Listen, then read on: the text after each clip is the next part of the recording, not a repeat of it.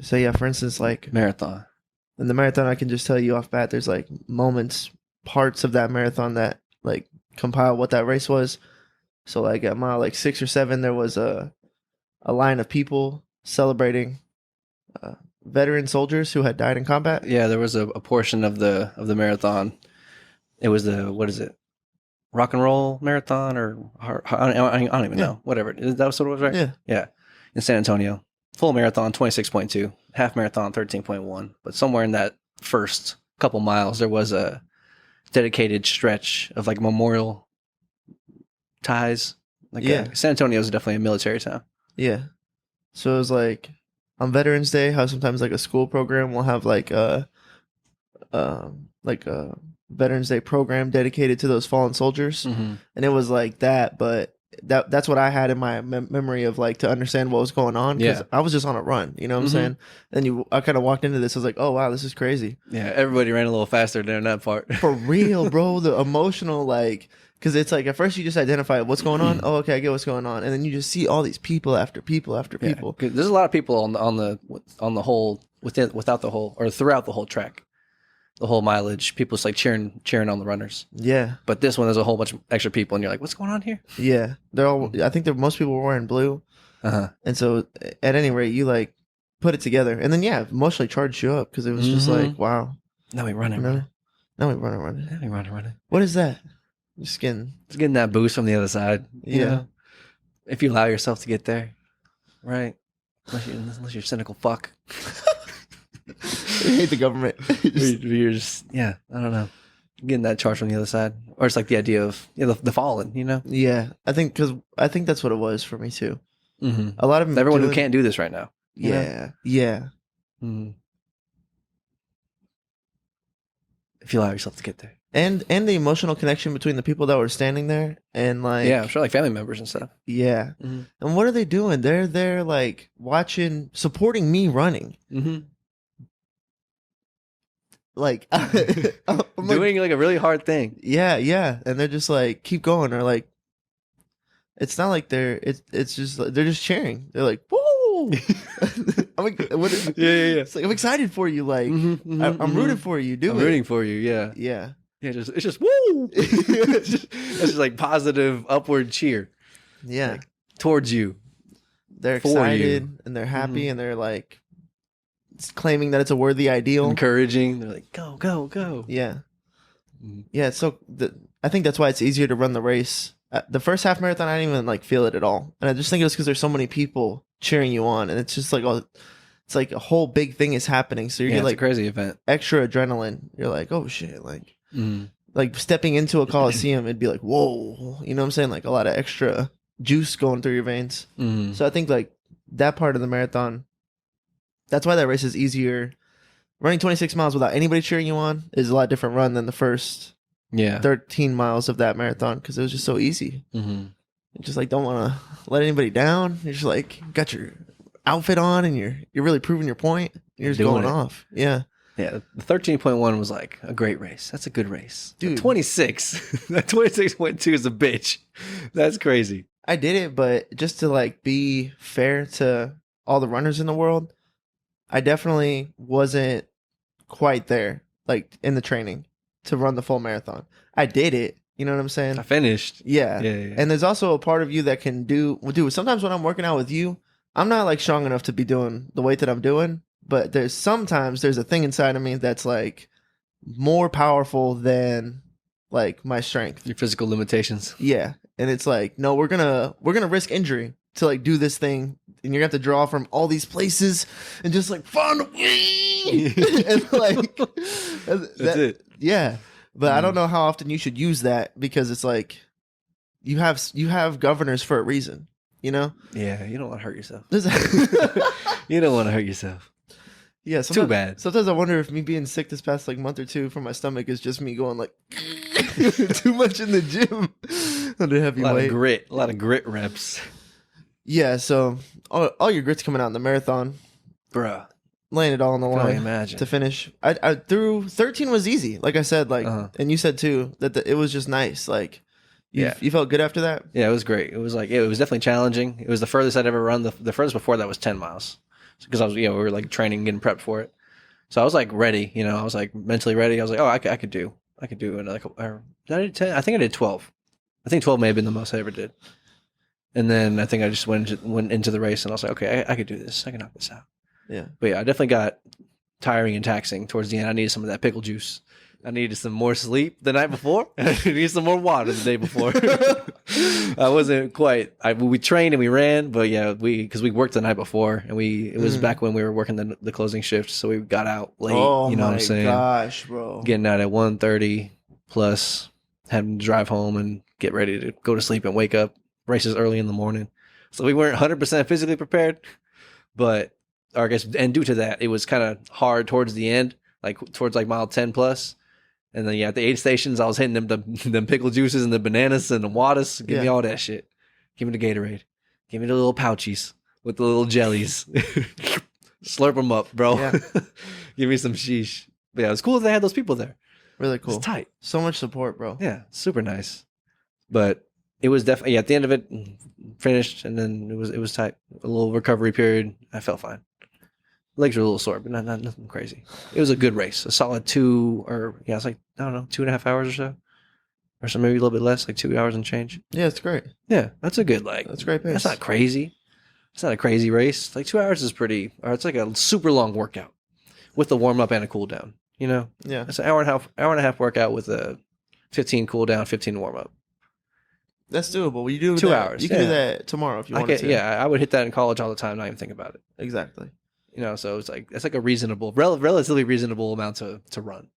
But then to double that, it's like, oh fuck, bruh. That's a different. You're doing something different. That's a different beast. You're doing something different. Mm-hmm. It's cardio too. Hardly anybody wants to do cardio at all. It gets boring sometimes. It gets so boring. It gets boring out there. Yeah, have a fire playlist. Fire playlist helps. Having just audiobooks, maybe podcast. Like being able to daydream while I'm running, it was like my biggest power. Or being able to not be in my body while my body's running. Mm-hmm. That's the thing. So my playlist needs to like help me transcend too. Like if the playlist isn't like right, then I won't come out of my body. Yeah, like you need to love the songs. Yeah, dude. Yeah, like, it needs to be bangers. Whatever a banger is for you. What's that with the saxophone? I know you know. Everybody knows what I'm talking about. It's like a famous TikTok song. I think I know what you're talking about. But I'm not sure what it's called. The music seems so loud. Man. Anyways, that song for me, just like for whatever reason, I'm just like bloop, free. I'm not. I'm just like outside of. It like makes me want to cry, but also makes me like feels like I have the Holy Spirit enter my body. So I'm just like, whoosh. And if you can do that while you're running, it's like you're not really running that much anymore. It's more about just like feeling free, like almost like you're dancing, but you're running. Big time. The dancing energy is crucial. Yeah. Because if I couldn't do it, I couldn't run that. Every time I ran a really long distance, I realized somewhere down the line, like, dude, you got to stop taking these hits.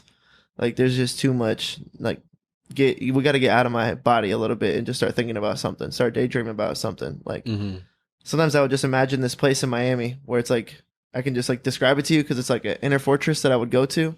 Nice. But it's like a club, but the club has like an outside portion, or it's all outside. There's like not really a roof. And it's just like whatever song is playing in my headphones is playing in that club. And I'm just like literally dancing in that club.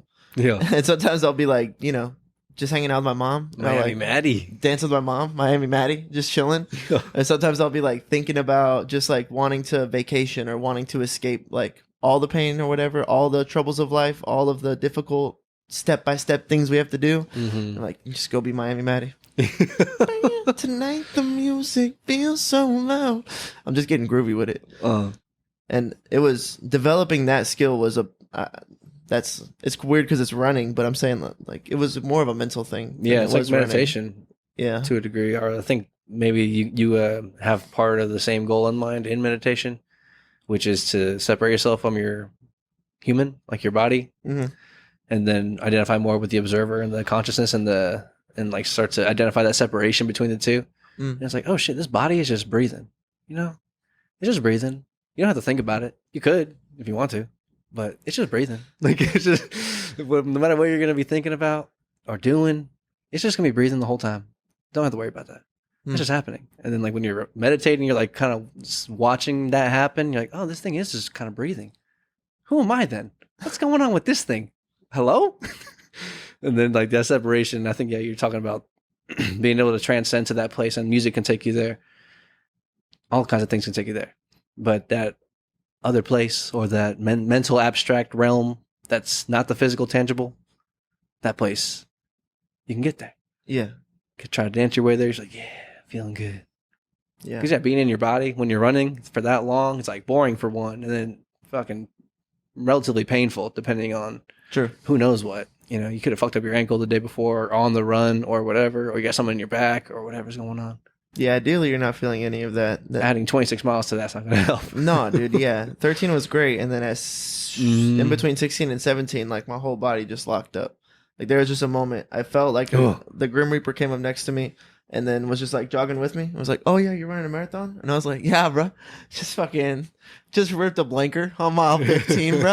I'm feeling grand, bro. Here we and go, he was bro. like, "That's tight. That's tight. Okay, yeah, you've been like running the." Okay, and it's like this is actually how your body actually feels. And then it just like took all of my muscles cramped up like all at once, and I was like, "Oh my gosh." And I just like did some lunges. Oh, dying. Kept stretching it out. Try to stretch it out. And I just like told myself to not stop. Like don't stop to a walk. Like just find ways to stretch it out and keep going forward. Cause like and then at that point I saw somebody laying on the ground, and somebody else was like had their leg up to the sky, you know what I'm saying? And they're like laying in some leaves, just like ah! It's like man down, fallen soldiers, dude. Fuck. And I was just like, oh no, this is like when it happens, or like to the normies maybe. You This know what I'm is saying? some shit's happening here. Because it was appalling to me that 13 miles was easy. I think the most I'd definitely done 12, maybe I'd done 16. But that was the highest I'd gone. Definitely the highest I thought about going was 16. And 13 was so easy. Or not so easy, but there was no toll. I was like, oh man, that was fun. I like that. Like, we're cool. Keep going. Yeah. And it's just like, and it's just like, oh, everything is dead. And then I drank like bananas and pickle juice and everything. Man. So like parts of the run that I remember, like I remember the fallen soldier stuff. I remember the 13-mile mark. I remember getting ripped by the Grim Reaper because it was just such a weird feeling of like, it's like I felt reality be like, Matthew, like your adrenaline is going to wear off here in like 30 seconds. Oh, no. And there's a reason why it's felt so easy so long. And then you're about to feel why, what the difference is there. And I was just like, what are you talking about? Gone. And then the next one I remember for sure is there was like a couple, and I was running like, outside of everyone else in the race, I was running like my time. And then like if you just saw me on like a map going like this towards the finish, and then there was this couple, if you just add their fucking existence into that map, they would like run for a while and then cramp. One of them would cramp, and then I would like pass them. And then they would like get up and start running, and their pace would naturally catch them like back up to me. And then You catch yourself? Sorry, yeah, there's a freaking fruit fly right here. Get him. Almost got it. My instinct is to kill those things now. I'm just I mean that thing. Miyagi. And so They would cramp up and then they would recover and then keep going. yeah, and their pace was faster than me, which is fine. I don't really care. But like I couldn't not like witness them because they were like running right at our pace was just like together for like 3 or 4 miles. And I was just like, man, I just don't want to stop. I just don't want to stop. And I was like, it's crazy that like they're both suffering so bad. I saw like the guy cramp up and then she's got to help him. And then she cramps up and he's got to help her. And then just like trading this suffering What a session. perfect metaphor. What a perfect metaphor for a relationship. The fucking poster children of relationships in that race. Who knew? I felt like I was witnessing it, like, you know? You saw it. Like, I was like, man, they, like, must love each other. Or, like, They gotta be married. Neither one of them is bitching at the other person about what they're going through at all. And that was the impressive thing. I was like, they're just fucking out here suffering. Just suffering. Taking turns suffering. Dude. Oh, that's crazy. Yeah. And then I think there was a point where I finally, like, because I started to push my pace back to, I was like, you got to stop, like, I was like deep in the running. I was trying to run 10-minute miles, and then it got to like 12-minute miles probably at some point. And at that point, I'm running like an 18, 20-minute mile because I'm like panty jogging, just almost like, walking. Yeah. And my my calf cramp would go away, and you're like, okay, we're recovered a little bit. 18% better, 18% better. I start seeing my body like the Fallout schematics, and I'm like, I need to recoup this body so I can make a push here again. And then there was like, then at mile 20, at mile 23, this lady was like, you're almost done. You're almost done. Like, you're almost done. Just keep going. And I was like, oh my God, she's right. Like, in the grand scheme of things, I am almost done here. And that's when I was just like, okay, I'm gonna start like trying to run again. And I went from like, at my worst running like an 18-minute mile for a couple miles back up to like 12-minute mile mark, and then finish with like a 10-minute mile. But yeah, when I think about that race, that's really all I remember. It's like those like 5 different moments during that race where things had to change or. Yeah. It took you like 5 how long? 5+? Yeah, I think like that's such a long time to run. Yeah, 5 hours and 15 minutes, maybe 5 hours and 30 minutes. And that's ridiculous. That's such a long time. That is such a long time. Dude, I crushed the 13 miles. The first 13, my pace was like at least 10 minutes a mile, like right on pace where I wanted to be. Yeah. And then I just got destroyed. I had like 4 or 5 really bad miles. And that's when I was suffering with that fucking couple over there. That's the fucking Reaper, bro. Yeah. I felt some of the Reaper too because I got hit with the hills, man. The hills. Going too fast up a hill. And it took my quads. It just took the quads. Goodbye. Too much damage to the quads. Yeah, you can't be. You only have so much. You only have so much armor on, guys. Till it's gone. It's done. These bodies, they'll fail on you. You can have all the will in the world. But, man, yeah, that's crazy. Or weren't you saying, to start it off, you were saying that was you were translating the miles or like the feelings of the race that you had to like now time? They just did naturally. I think that's one thing that I hope happens for everybody, but it definitely happens for me. And it helps me to like kind of define what I'm going through, hopefully. But like, my life for us early on, it felt like I realized that trying to start your own business, or for us, like trying to make the podcast and the music go big, felt like a marathon because it was just like a really long thing that it's a lot of work, and you can't expect the payout to happen like right away. It's like just framing it like that helped me to understand like I need to have pace and good tempo in my life so that way I'm not like freaking out that I'm not having the success that I want as fast as I want it, that I like, I was translating it already. And then different points in our journey felt like different places in the marathon once I started to conceptualize it like that. And there was times where I was like, yeah, man, it just feels like this is where, the Reaper like took my legs and I feel like really drained and really exhausted right now. And we're just doing a lot, but I know that I can like get back to the other side and get good pace again. And then I'll be sitting in that moment and I'll be like, yeah. And whenever I was really going off like all summer, like 3 or 4 months ago, that was kind of like when I was going through the Fallen Soldiers thing, and you just have all this juice and you're just like, and then people are kind of like, whoa, man, hey, you don't want to. Now I realize they're like, hey, man, you're going to say you need some of that juice for later. And I'm just like, booking it. Running my best mile through that thing. Yeah. Well, like, man, like, I don't even want to take that away from me. You know what I'm saying? It's just like, that's the fun. You got a little charged up. Yeah. Wish they had that towards the end. That would have been nice. For sure. But, regardless. Yeah, I think part of the marathon probably is like suffering more than you thought you were going to suffer too. I think that's like part of what that thing is, Maybe, and that's probably why like ultra marathons and that kind of shit exists for people who like run the 26 and are like, all right, I can keep going. Like David Goggins running 100-mile races and shit. Insane, dude.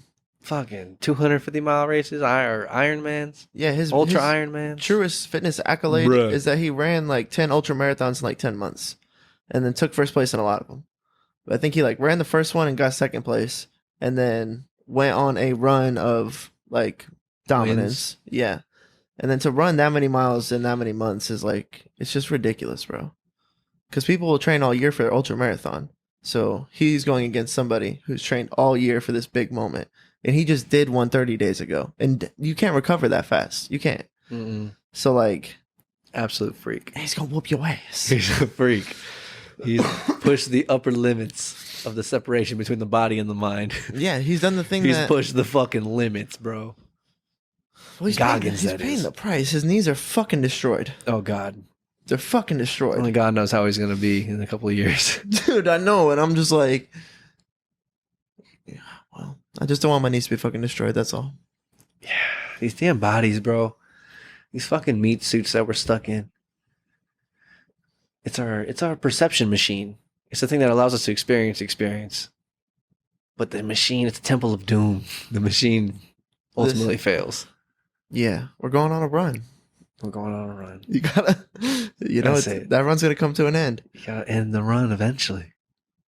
Even if you finish first. Oh man, you gotta enjoy the most of it. Fuck, enjoy it to the highest capacity you can.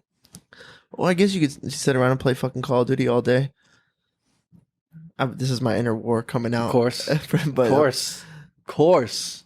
But like, dude, you know what I'm saying? We gotta go on a run. Like, what are we doing? You know what I'm saying? The fuck are we doing here? Yeah, I guess you can see both sides of the argument at the same time of like, it's a rigged game. The game is rigged. We're going to lose. So why even bother? You know? I'm just like, go on. Come on, man, because fuck it, man. Because fuck a rigged game, dog. I'm Rick James, bitch. Yeah, because, Your Honor, greatness is touchable. I've seen people touch it. I've seen people. Also, it's like hardworking, dynamic people with this crazy mindset. Because that's what it seems like. Those people could become successful. So you can see the fucking bell curve of all of the negative thoughts that you're feeling. It's like, yeah, well, if everybody feels this way too, no wonder hardly anybody's successful. You know what I'm saying? It's a lot of shit you gotta get over and create thought weapons against, like the doubt, the mental jujitsu. Pull out the fucking John Wick for the mental doubt, bro. The Miyagi, bro. You can't get in here. Not in this dojo. Yeah, man. But I understand. I understand why it's a rigged game. Like, why play it? It is a rigged game. Yeah, I guess you could say, yeah, in like every sense, more or less, like the entirety of life in every aspect. Or it's like your body's gonna deteriorate, you're gonna die, and not be able to take any of your possessions with you, and like your everything is gonna be done eventually. But then there's like I don't know. So yeah, why bother? That's a good question. Fair point, nihilists. Fair point. Because your soul craves it. There's exactly. We're made to. This is what we're made for. We're made to fight that. Right? I think. The other day I was thinking about it, like my body that just like breathes. I feel like Matthew the soul came into this like breathing machine. Yes. And was like, I got a directive here. We're gonna get some shit done, okay, bro? I'm gonna give you a ton of conviction and a bunch of like passion, and I'm gonna put dreams in your heart, and I'm gonna like make you really give a fuck. Like, unfortunately for you, you won't be happy unless you work with me cooperatively to get what we need done. And then I'm the fucking animal that was just like boop doo doo doo doo doo, and then just came into consciousness with like an angel, and now I'm like have to follow the will of Christ and God. And stay on the right path so that way, like, my dreams can come true. That's a crazy thing to conceptualize. That's a lot to ask of anybody. Like, I get it, bro. I get it. But crazy. I won't be happy, bro. Like, yeah. I won't. Yeah, I had it's crazy because I had the thought yesterday because yesterday was a Sunday, off day, chilling with the fam, doing whatever. And then there's a point where in which the lady asks, so she's like, I need to go, what she needed? I don't know. She needed to go get something. She needed to go to the store because she was doing some stuff for her bridesmaids and stuff. And then I was like in my office chair, just like at the computer, and I was debating with myself, like, what do I could go and like just like do Sunday things, but like there's always work to be done, you know. So there's always something that we could be doing, working on. So much shit all the time. And then I had the thought of like how much. Like I'm like fairly caught up, you know what I'm saying? I'm like fairly ahead. I'm not behind. Because I guess my current pace, what I'm like mentally, like my mental, what is behind in my mind, all of it's your own mental conception. My entire reality, your entire reality. But in my reality, my pace that I'm trying to maintain here, my 12-minute pace, looks like I post a video a day, and then I have we have the pods coming out, and that's about it. That's the main priorities. It's like, man, if I can maintain that, so keep the pods coming out, and then keep the clips coming out at a per day basis, I'm like good. And then I'm able to. There's sometimes where I'm like making the clips, and I make the clip and then post it like the same day. And then sometimes I can like stockpile 3 or 4, And I'm like 3 or 4 days ahead on clips, and then I get the podcast knocked out. Okay, man, I'm up on the podcast. Got that scheduled. All the posts are ready to go. I'm just like chilling. You know what I'm saying? So it's like I can max out my fucking. I can max that shit. I could like push it to the limits of like the podcast is scheduled. All the clips are done for the week. There's no more clips to be done. I could make more clips, but I already have enough to surplus me past the time I need to get the new one out and start making new clips. So I'm like, I could have it. You know what I'm saying? I could have my fucking 10-minute mile, or I'm like fucking booking it. And I'm feeling good. And then I had it yesterday. I had the moment of sitting in the office chair, and the question was asked. She was like, do you want to go with me to Target to get the stuff? And I was like, yeah. Because we're like chilling today. It's like boo day. We're like chilling and booing it up. Of course. And then I was like, but I have like work to be done. There is work to be done. But I'm like ahead. I'm like decent pace. I'm like pretty good. I'm like pretty like up ahead. But then the question like ultimately came to the forefront was like, how much work do you need to like fulfill your own satisfaction of like that's enough, or like I'm ahead. Yeah, I'm caught up. I feel good about it. And I think we all have that own. We all make our own. We all do our own thing with that. You know what I'm saying? That's like what we're doing here. It's like, how much work do you need to be done to like feel successful, or to like be okay with who you are, like what you did today? Yeah. How you feel about how you feel about today is like your life. So it's like, how much do you have to do to like feel okay with today? And then it's like, well, you could settle for feeling okay today, or you could feel fucking like the man. You could feel like Big Daddy Honcho with a fucking pack of money. Got money to blow. Getting it in. I got money I forgot about. Yeah. Old presidents. Mm-hmm. That's gorgeous. You're talking that talk, George. I'm over here like changing the plan of my fucking life, bro. While you're talking, I swear to God, bro. I don't know if it's the suit or what, but I'm like, God damn it, I gotta get my fucking shit together. What's your 12-minute mile, motherfucker? What's it look like? What's it look like in your day, bro? I'm telling you, bro. Plus on top of that, was just like the work related. Because on top of like my 12-minute life mile, I gotta be working out, going to the sauna, taking care of the house, doing the dishes, taking care of the dog. You know what I'm saying? Paying the bills, like. That's what a 12-minute marathon, ultra marathon mile looks like. So it looks like when you put your fucking hog on the table, right there. That's a man, goddamn it. That's non-gender binary person. That's with authority or whatever you please. Yeah. But I'm just saying, like, that's it, bro. Come on. That's it, bro. That's it. I mean, well, here's the thing: people are plagued by anxiety. Like, I think everybody. That's where sometimes, like, I have like whenever this feeling happens to me, I'm like, the words that come out of my mouth are, you're an alien. Because you have the ability to like master willpower. You could be a real superhero. Like you're like, this is what I'm going to do. This is my pace. You did the science experiment long enough to figure out what you could deem to be good pace. You're like, I know how long it takes to make a couple clips. I know what like a fair ask for posting is, like once a day, fair. I can do that. Time wise, how long it takes to do it, it's gonna like a difficult thing, but I can like churn it out. Like you've done the science to get to that point. Yeah. And then now you're at a point where you're like, okay, now I'm just gonna do this and do this and do this. And that's the part where I think people have the problem is the do it and do it and do it. Like I've seen it, bro. 13 plus. This shit ain't pretty. No, it's not. Dude, mile 2 is in reality. Mile 2 is tough for like everybody. Mile 2, mile 3 plus. This is because it's the same. It's the same as it is. Only worse to a degree for some people, for pretty much everyone. From 3 on, it just gets worse. Or as far as like your physical. By 13, like, oh my God, I'm tired. By 26, oh my God, you're dead. Like, fuck. Yeah, there's a way to run too. Like, I think what people think is cardio is like an unsustainable run, but you can like develop a way to have a sustainable run. You know what I'm saying? With like a slow, like a 10 to 12 minute pace, like allegedly you could run that for 5-10 miles at a time. Yeah, your body has your cardiovascular system has like gears. You know what I'm saying? If you just stay in second gear, like your literal heart rate zone, like heart rate zone 2, like if you stay there, you'll be able to fucking churn out some miles. Yes.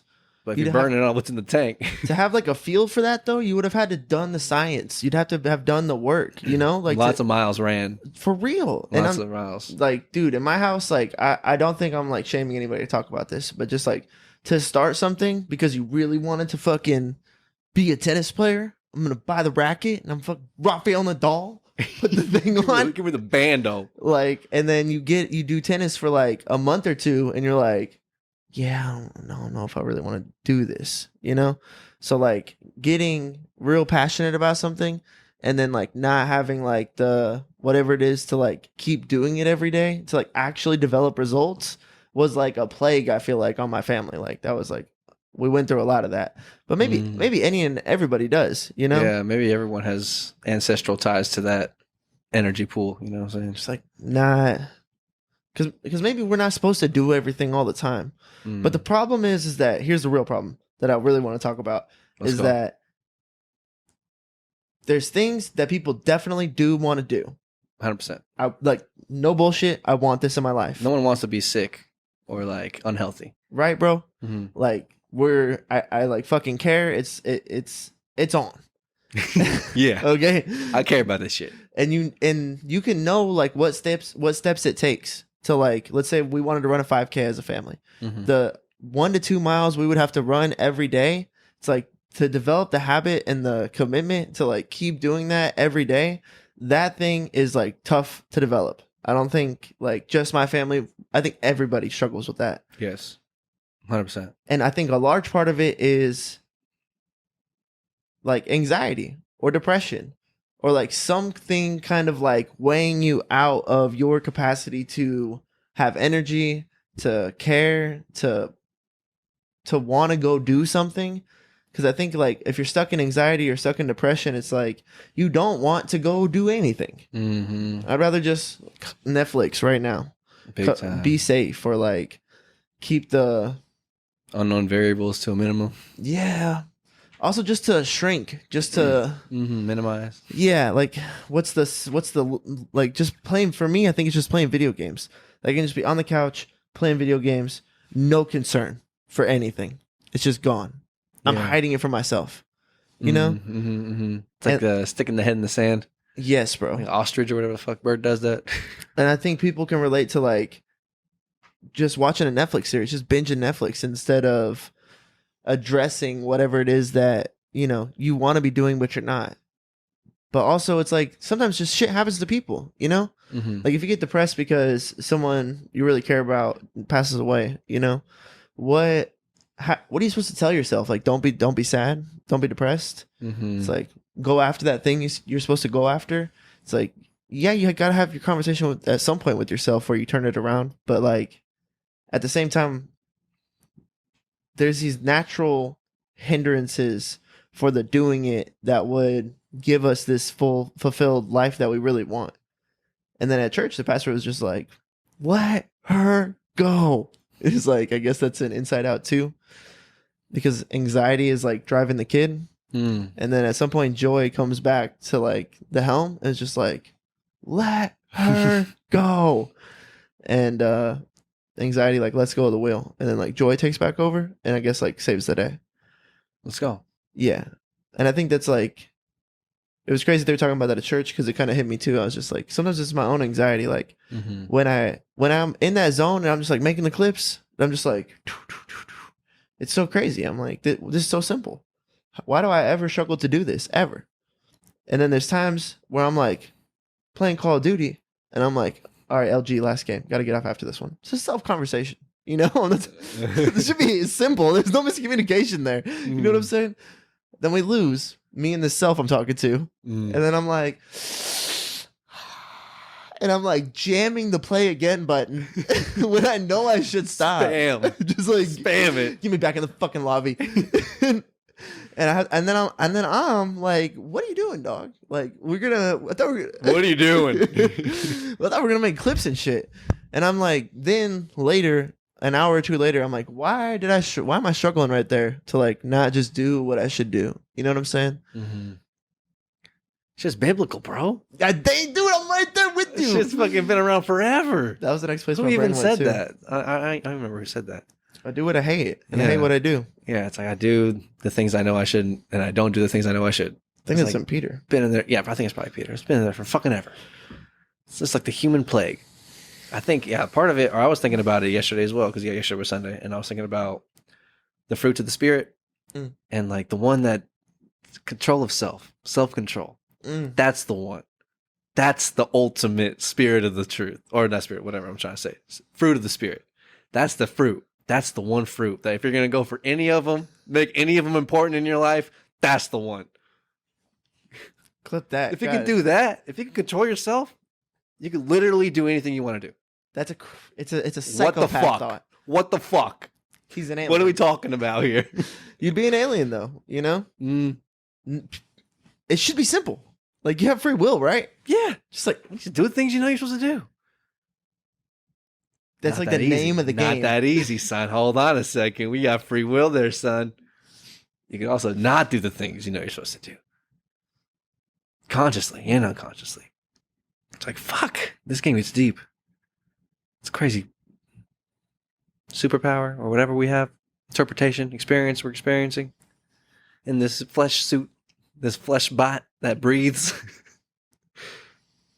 Flesh suit in a suit. Yeah. Suited up and a suited up. It's crazy out here, y'all. Just give a fuck, man. Follow your dreams, kids. Just do it. Control yourself, man. Do it. I get you, Shia. Dude, I'll be screaming that to myself or like playing that gif in my own head. Do it. It's so... Don't let your dreams be dreams. I forget what else he says. Dude, I have this daydream about what I call the radical hour. Okay, what is this? I love it. Okay, so it's so crazy. I haven't done it yet, but I've been daydreaming about it. I love it. Okay, what if you just sat down and thought, like, with this next 60 minutes, like, how much damage can I do? Okay. Like, how do I maximally optimize 60 minutes? Yes. How many bills can I pay? How many fucking phone calls can I make? How many emails can I respond to? Like, you could even make clips during that time. But it's just like, what if the goal, like, in your mind was to just, like, put fucking 30 points on the board? Mm-hmm. And it was like, I'm like, if that was, like, my objective, I was just like, all right, this is the workout right now. For 60 minutes, go fucking bananas. And then in that time, you're just like, things are just probably populating in your head. Oh, and I'll do this, and I'll do this, and I'll do this. And I think you could go fucking nuts if you, like, made that the name of the game. I love that. It's also nice because it's just an hour. It's going to be over. Yeah. You can fucking play Call of Duty after that. I mean, like, for anybody, whatever your thing is, you know what I'm saying? Yeah. You could go... Sometimes I think that it's hard because we're like... when you have to negotiate with yourself. So if I know I'm not going to be doing it forever, if I know I'm not going to keep myself hostage to it for the next 2 or 3 days, if I know, like, we're going to do it till this time, and then we're going to do this thing. And then this is the schedule for the rest of the day. Like, I think that's a fair schedule, and it's not that difficult on you. So, like, let's just do this. And then there's, like, harmony, you know? Yeah. Yeah, that cooperation with you and yourself. Yeah. That, like, bargaining almost. Trying to, like, make it happen. Yeah. Kobe Bryant says bargaining happens from the weak side to the strong side. It's like, well, maybe we only do 30 minutes. And then Kobe's like, I signed the deal. No bargains, no negotiations. We're doing an hour. And then it's like, that's hard. But you do have to, like, sometimes if you're struggling with depression and anxiety, it really helps to just work cooperatively with yourself. So, like, what will I do? God damn, son. Start small. You do something for me, like anything, bro. Mm-hmm. And then I usually get motivated by that. I'm like, well, yeah, I'm not a fucking toddler. Like, I can fucking do the dishes. Come on, like, let's go. You know? There you go. But it's that conversation. It's that push and pull to, like, work through that fucking... You gotta, like, shadow box your way out. It sucks. It sucks when you're depressed and have anxiety and you're just like, just want to fucking do it. But you gotta have these long conversations with yourself. It's hard, yeah. It's another thing I was talking to a lady about, or just the idea that it's hard. Life is such a bitch because you gotta fucking live and, like, create the life you want to live. But you gotta. It's like I translated it to the restaurant industry because it's like there's so many things that have to be done and have to be addressed and have to be fixed and have to be be made more efficient and more concise and whatever's going on. We got to optimize this to the best. We got to optimize so many areas or so many variables in a restaurant to optimize. And, like, that's all grand. But, like, there's a table here right now that has a problem right now. And that's going to happen tonight. And that's going to happen tomorrow night. And it's going to happen the next night. So it's like you never have of course you have all these things to optimize, of course. But, like, there's fucking today. Like, it's happening now. Like, you got to take care of this table right now. Yeah. This table's going to be pissed in the next 10 minutes. If the shit that they want, if they don't have it, they're pissed. Yeah. And you're having a bad day. It's like, oh, fuck. And, like, that anxiety is on all of us all the time. So it's like we had to take care of the fucking tables that are coming in for tonight's service while thinking grand scope enough to try to fucking project out tomorrow, like a week, if you're lucky. That's life. And then hopefully, if you get fucking good enough at that, if you get good at taking care of the table and like fucking doing the shit and handling the objectives, and like then you're able to forecast out to hopefully get a plan or hopefully to see something else, set yourself up for something in 4, 12, 8, 16 months, whatever. But it's fucking hard because there's a service tonight and you got to perform. That's the thing. It's every sports night. too. It's sports too. Because you're never as strong as you want to be. Like, I feel like anytime you're in season, you're like, I wish I was in that guy's shape. Because if I was now, I'd be crushing. But that was always like, you're always in season. So you can't get big in season. So there's like every year in between sports, I always felt like I was like, no, I'm trying to do that. No, I'm trying to do that. But like now I'm here. And then that would kind of build this like you said, you have to build a forecast like into the future where you want to take this thing, but you still have to like play in this thing now, you know? Yes. Like that's inevitable. And same thing about life. Like you got to live today too. Trying to like going on. Think about the next 5 years. It's like, fuck, dude. But you have to. Yeah. Yeah, I guess the Bible tells us to try to, or to just focus on today, right? Don't worry about tomorrow, to a degree. Okay, I could buy into that. Right. I'm just trying to be disciplined, God. Didn't Jesus say that? Yeah, I think that's like, don't worry about tomorrow because like, you have today is enough. Yeah, it's like you have clothes on you now. It's like, how'd you get those clothes? Who made those clothes? How did you get them? It's like same thing with your clothes, like that I'm gonna give you, that you're gonna wear in the next season. I don't know if I made that up, but I'm pretty sure that's in there. Yeah, like he talks about clothing the birds or the trees. But yeah, today has sufficient problems to handle, so don't worry about tomorrow, to a degree. But I'm just like, man, really? Really? Really? Don't worry about tomorrow?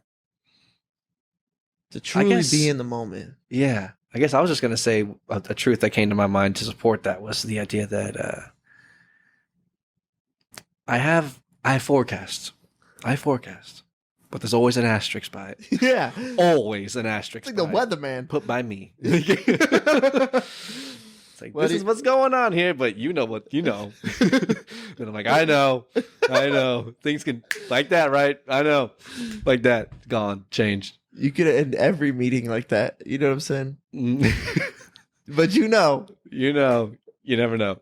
Like that. Could be gone. Up in flames. I don't know. It's true. That's the fucking... You plot, you plan, you scheme, you hope. But the farmer plants and sometimes it fucking hails. I'm sorry. It just is what it is. But I trust in that. I trust in that more than I trust in my original plan. That's the goal, baby. Yeah. Mm-hmm. Yeah. Like, you can only forecast so much. Yeah, it gets deep because if you want to be mad that you caught that red light, but what if that red light stopped you from getting into an accident? It's like you never know what the fucking where you're supposed to be. Never quite know. Right. Mm-hmm. So that's why a bad thing isn't always a bad thing. That's like the first thing I think when a bad thing happens. I'm just like, maybe it's not a bad thing. Like maybe this is the best thing that could have happened, and I just don't have the vision for that yet. Yeah. So I try to. I can't see every angle. I can't see all the possible potentials. Right. That it could have been. Definitely. And it's like, hopefully, I mean, yeah, like I just trust God's plan for my life. And then like fucking turbulence on that airplane ride is just like, I'm like, this is turbulence. Like, But those are the axioms that let you worry about today and not tomorrow, is because it's like, how can I ever be in the where I'm supposed to be at the right time at any given time for anything to happen ever? It's like, you ever meet like the right person, you're just like, oh shit, man, it's crazy that I ran into you. Or like, it's like, how does that one conversation? Yeah, you end up on these timelines. How many movies have that? And I'm sure how many movies that are based on a true story have that. It's like just a conversation that happens, or a coincidental just meeting of peoples, or whatever the hell happens. Stories like hinge on that. A lot of stories, yeah. Right? Mm-hmm. It's like you just happen to at the right time and then that thing happens. Boom. That's like narratives, And I think that our life is predicated on that. Our storylines are predicated on that. I don't know why that just brought me to fucking Baby Reindeer. You watched that? No, but I've heard it. You can talk to me about it. Just the beginning scene, it's great the way the writing insofar as how it ended, but just because such a simple such a simple little exchange, just a simple social exchange in a bar, just like, can I get a drink? You're the bartender. And she's like, yeah, I'll get you a drink, or not even a drink, like a drink, but just a tea. Can I get a tea? They're in London. I'm pretty I'd sure. seen this opening scene. Yeah, on the preview. Can I get a tea? Yeah, sure. Chatting it up, a couple minutes, not even, and then I guess the tea's on the house. Ultimately, I don't even know how the exchange goes, but it's nothing crazy. Just like, oh yeah, don't worry about it, or whatever. And then that sparks the entire fucking series after that. Just that little, just a little passing by with a fucking stranger, just in the crazy.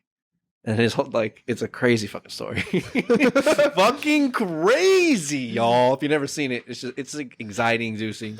It's fucking cringeworthy. You're cringing, you're anxious, you're like nervous, you're upset, you're sad, you're depressed. You're happy, but no, you're not. Oh, because you're depressed. Oh no!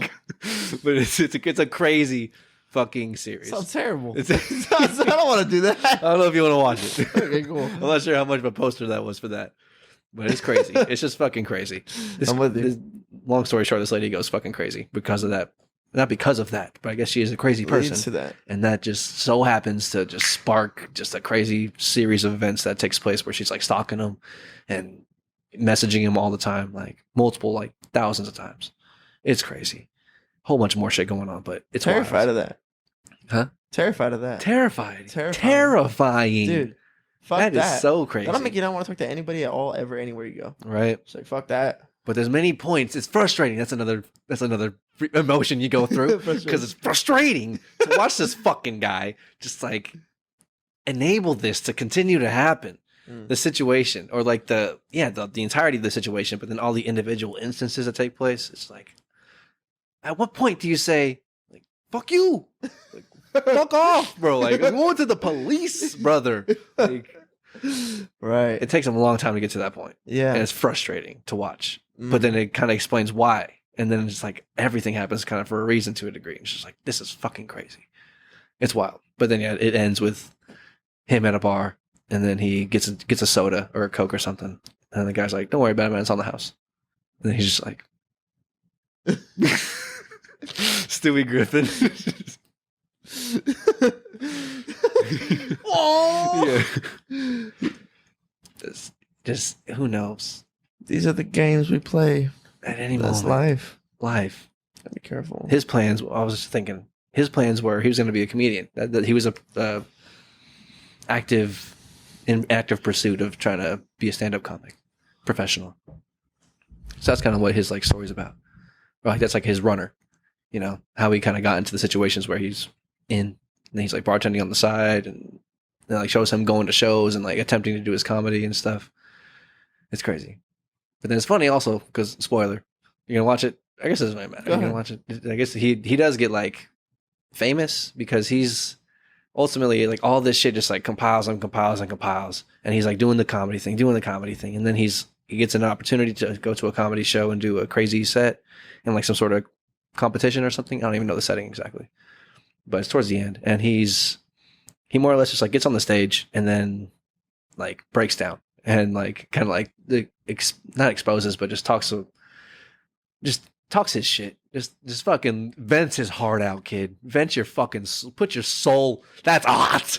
Just puts his soul out there for people. Yeah, just completely fucking just disclosing his entire life story, more or less, over the last couple of years that have led to these crazy situations and emotions. And then in that disclosure of that information, he someone records it and puts it on YouTube, and he blows up. And then he becomes a successful comedian. But then he quits comedy because he's like, what? I didn't even really want to do that. Like now that I got it, now that I did the thing, I didn't even really want to do that. Then you pursue something else. I was like, huh. What? It's frustrating to say the least.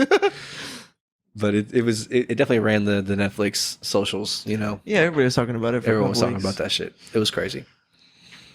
I would say it's worth the watch, I guess. Would I watch it again? No. Different question. I'm good. Worth the first watch? I lean yes. You gotta watch something. I could see some circumstances where I'd be like, you probably wouldn't like it. Maybe if you take one solid thing away from something, maybe the book was worth it. Yeah, there you go. It was memorable. It was crazy. Fucking crazy. These timelines that we live on. Yeah, it could just happen at any moment. You could project out everything you want to in the future. You have all the plans you want. I guess it's also funny in that instance because he like had all these plans and he was trying to do this thing and then like he did ultimately get there. Even though it was like a fucking crazy ride. Careful but he got what there. you wish for. He got it. Because you just might get it all. Mm-hmm. I think that's what people sometimes allude to when they're careful what you wish for.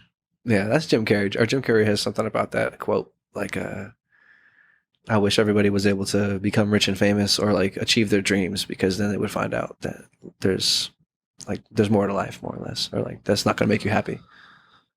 It's just a chemical balance you got to get right in your head. So you could have everything. You could be the actor, get the awards. Or you can be the scientist, get the awards, get the recognition, and just have a shitty home life or have a shitty relationship with yourself, a relationship with others. I guess that's what it comes down to, huh? What else is a shitty relationship with life? Mm-hmm. Because life continues to unfold like the origami swan, and you just can't. You never have it quite figured out. And even if you could have this quite all figured out, then the fucking unfolds again, and you're like, that's like the wonderful thing about life is you're just like, oh my gosh, there's so many levels and layers to this thing. But I think that like as a person traveling through that experience, like it's a lot to constantly like those things that worked for me here were great, but now I'm trying to do these things that I know from this thing because that's gonna now on the water temple I got to use the hook shot. And to just be a person that gets through like all of those temples is a different thing than sometimes you just walk into the forest temple and just like crush. And then you could just like all of a sudden everything you were doing over there is just like kind of no longer relevant because now you're doing this over here. And I think if you have a bad relationship with that thing, like even if you're at first, like let's say you want to be a scientist, so you're in college and you're like studying and you're like getting good grades and you're like making friends and you're going to the library and you're really like doing your best to be a student. But then you got to be an actual scientist. So then you're like trying to write papers that get like valued by people. And let's say you do get valued and you win like an award and you're like a successful scientist. But now you have to be a successful scientist. Like, what are you doing now? You know, do you really like science? Were you chasing the award? Is there something you're interested in researching? It's like, now I'm really interested in researching cancer. It's like, okay, but all along the way, you got to be like doing something, even though everything you just did was kind of like something else, you know? Yeah. Yeah, or it's like an artist, like a musical artist. After you drop something, it's like, what's the next thing you're gonna drop? Yeah, but that's life, though. I think is that it's just like expanding. Like you're not really, you're not doing one thing. You're doing a lot of things, and in that sense, you're only really doing one thing, which is all of those things at once. You know? Okay, yeah. That's like the relationship you have to have with it. It's like I'm a fucking samurai. I'm like an Aikido samurai. I'm like, oh, like in my yoga pose, and I have these floating samurai swords around me. And I'm just going to float through life. That's like how I want to exist on a metaphysical level. It's like I don't even need to see. Like I'm perceiving it all. That's the yoga part. And then the swords are like my readiness to like handle the things that are going to come at me. And then like the floating is like being zen. You know what I'm saying? Like not having just experiencing hopefully bliss. Because it's just like it's the same thing over and over again. It's just a handling of life, you know? Yeah. That's how I'd be trying to perceive it. Day in and day out, this shit's coming at you, coming at you live, bro, every fucking second. Ain't got no choice. It's happening. Golly, yeah, none of us, like, I guess, yeah, well, had that recurrent thought before, but like, none of us chose this. It's like, maybe we did. I guess maybe we did. Who knows? But then you see other creatures, like my dog, or an ant, or a fucking beaver, or a fucking elephant. Or a cockroach. Like they didn't choose to be that, did they? Or are they? How conscious are they? I don't know what life is like for them. Right. I don't. It's a good question. We all just have these faculties. Like we have these human faculties, and they just have their species, whatever fuck they got going on. Like to us, it's not. It's just my body. Is it their body to them, or like are they that sentient, or like that? I guess we get to argue no, from what we define as like, well, because humans are definitely different.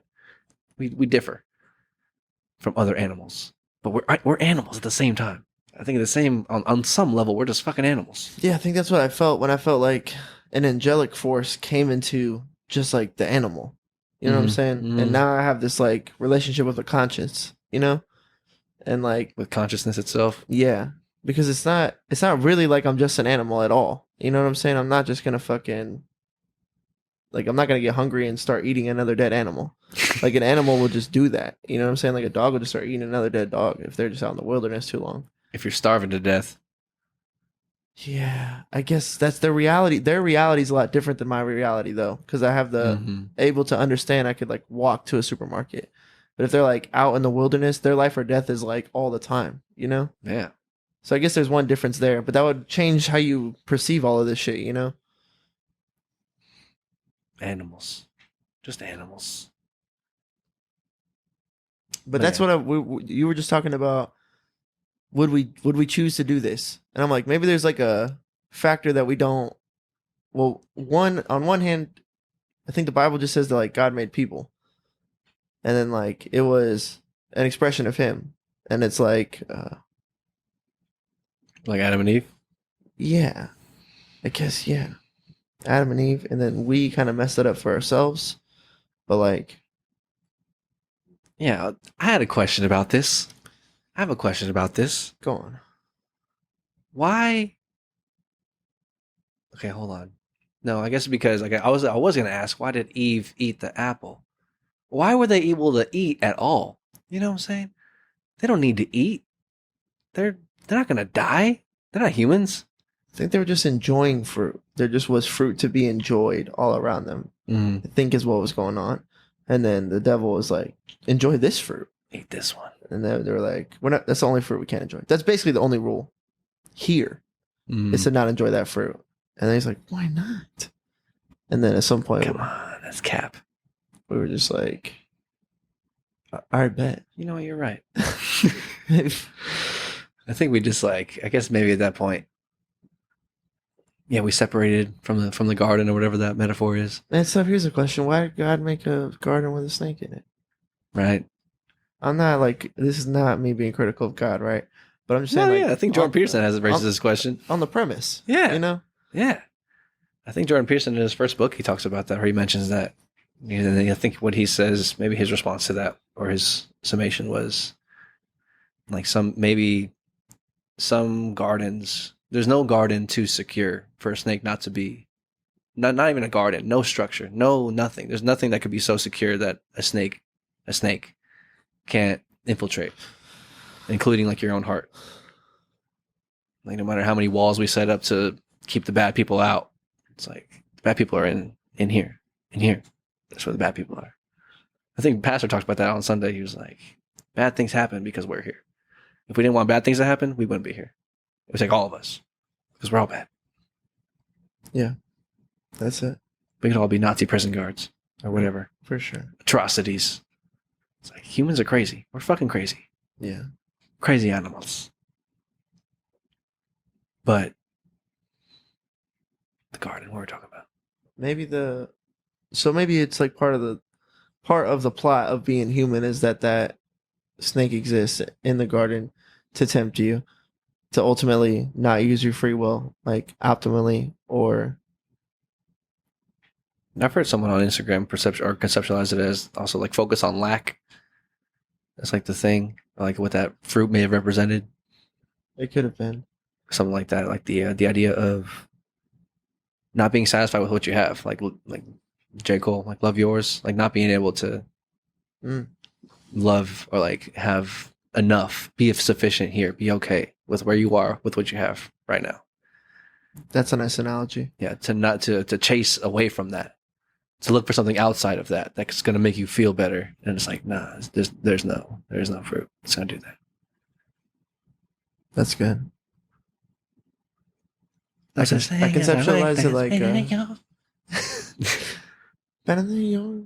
I conceptualize it like Adam and Eve's will was like 99% aligned with God's will. And it was so easy for their will to be aligned with God's will. There was nothing that they really wanted that they couldn't just have. Like whatever their directive would have been, would have been okay with God, except for eating that fruit.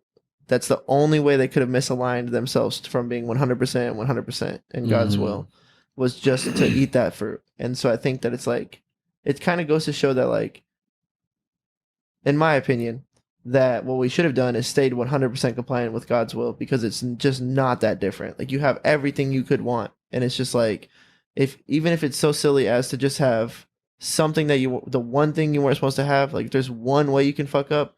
Like, we have the capacity to fuck up that one way, even if it's so simple, you know? Yeah, because God made Adam and Eve, and why would he make a creature that would fuck up? You know what I'm saying? Unless he knew they were going to fuck up. I don't know. Sometimes, I don't know. Maybe they were supposed to fuck up. I don't know. Continue. Either they're supposed to fuck up, or that's the image that we're made in. And I'm not saying that God's a fuck up, but I'm saying that, like, maybe, like, God had to learn to align himself with his own will at some point. And then that's like, he made us in the image of something that has to learn to align itself with God's will. That could be something going on there. Okay. I see that. But that's like, then I'm making the premise that the human existence is we were supposed to fall to sin. We're supposed to fuck up so that we can learn to not fucking up is true happiness.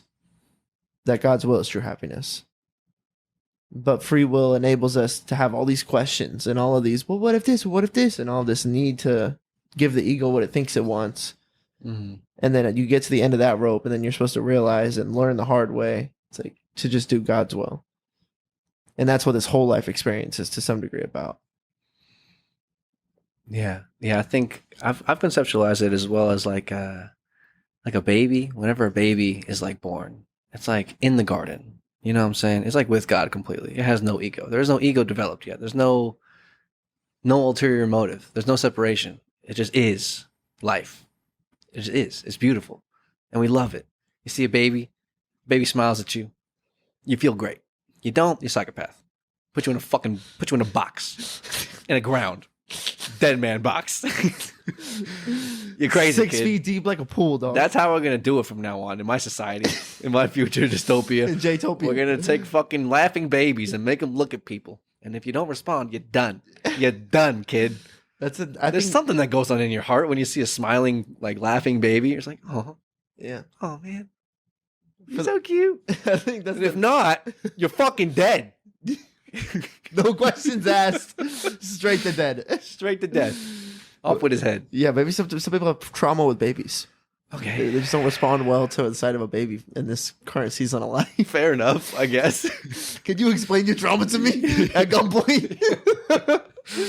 Come on. I'm with you though, because you're saying two things. One, that there's something that happens there naturally when you see a baby. You're like, you feel rosy, like you feel like, oh my God, you know, like.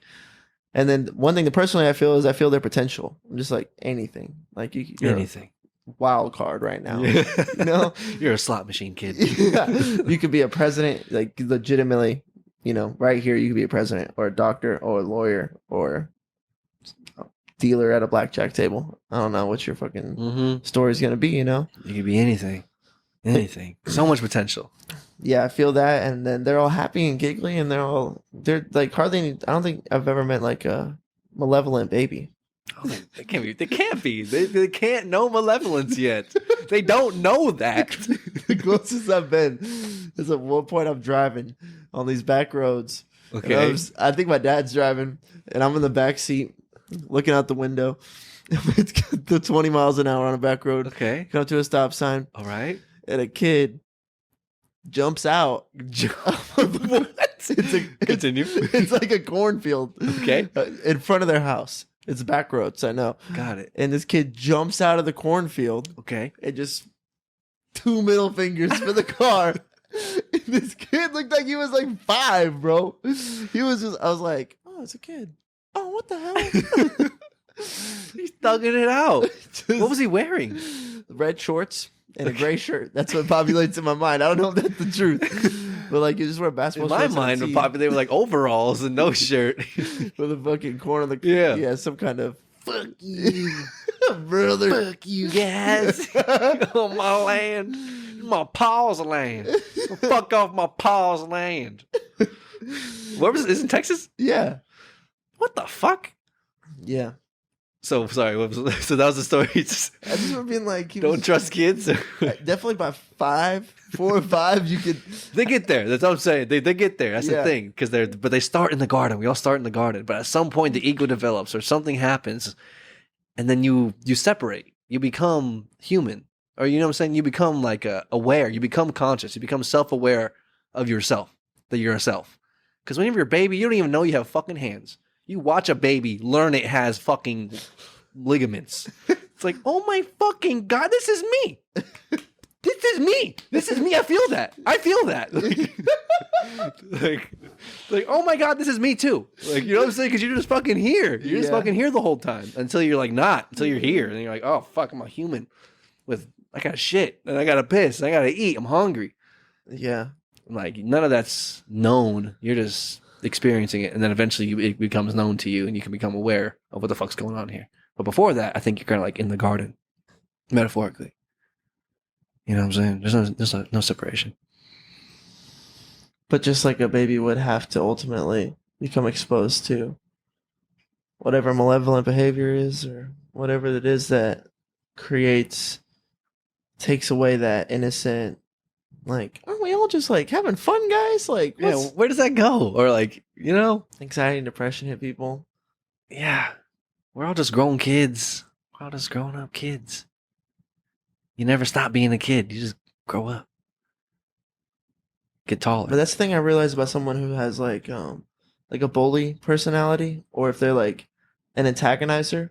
Basically, any antagonizer, they're not just, yeah, man, let's have fun. It's like, how do you get there? It's like depression, anxiety, trauma. Yes. Is the only thing that would make a kid, if just like kids show up in a group of 10 and they have fun and play together, that's like daycare or something like that, and then like they go home and they just like live a good, happy life. I don't think there's a point where one of those kids starts being like a tyrant. Grossly unjust. Right.